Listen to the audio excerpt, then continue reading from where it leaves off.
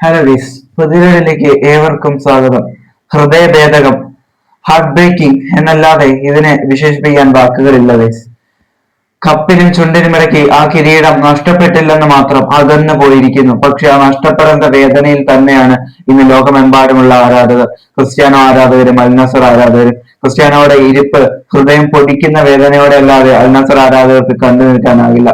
ഇത് ഇഷ്ടപ്പെട്ടാൽ ലൈക്ക് ചെയ്യാനും ഷെയർ ചെയ്യാനും വലിയ അഭിപ്രായങ്ങൾ താഴെ കമന്റ് ചെയ്യാനും, ആദ്യമായാണ് കാണുന്നതെങ്കിൽ സബ്സ്ക്രൈബ് ചെയ്ത് സപ്പോർട്ട് ചെയ്യാനും, നമ്മുടെ ഇൻസ്റ്റാ പേജിന്റെ ഐഡി ഡിസ്ക്രിപ്ഷനിൽ കൊടുത്തേക്കാം, ഒന്ന് ഫോളോ ചെയ്യാനും മറക്കല്ലേ. നമുക്ക് വീഡിയോയിലേക്ക് വയ്ക്കാം. എന്ന് വെച്ചാല് ആദ്യം അൽ നാസർ വേഴ്സസ് അൽ ഹിലാൽ മത്സരം നടക്കുന്നു. റിയാദ് ഡെർബിയാണ്. ഈ മത്സരം വിജയിച്ചാൽ അൽ നാസറിന് കപ്പ് എന്ന രീതിയിലാണ് ഈ മത്സരം നിൽക്കുന്നത്. അപ്പോൾ സിമാക്കിന്റെ ഗോളിലൂടെ അൽ നാസർ ലീഡ് എടുക്കുന്നു. അങ്ങനെ 1-0 എന്ന അവസ്ഥയിൽ നിൽക്കുന്നു. തുടർന്ന് സെക്കൻഡ് ഹാഫിലേക്ക് കാര്യങ്ങൾ പോകുന്നു. സെക്കൻഡ് ഹാഫ് ഇങ്ങനെ പോവേ നല്ല രീതിയിൽ തന്നെയാണ് അൽ ഹിലാൽ വെള്ളം കുടിച്ചു എന്നൊക്കെ തന്നെ പറയാം. അപ്പൊ ക്രിസ്ത്യാനോ കയറി പോകുമ്പോൾ, സബ്സ്റ്റിറ്റ്യൂട്ട് ചെയ്ത് കയറി പോകുമ്പോൾ അദ്ദേഹം ചിറപ്പ് എന്ന ആരാധകരോട് പറഞ്ഞിട്ടാണ് പോയത്. തുടർന്ന് മത്സരം അവസാനിക്കാൻ 10 സെക്കൻഡുകൾ, ആലോചിക്കുക, 10 സെക്കൻഡുകൾ മാത്രം നിൽക്കെ അൽ ഹിലാൽ താരമെടുത്ത ത്രോ, അവിടെ ആരും അവൈലബിൾ ആയിരുന്നില്ല.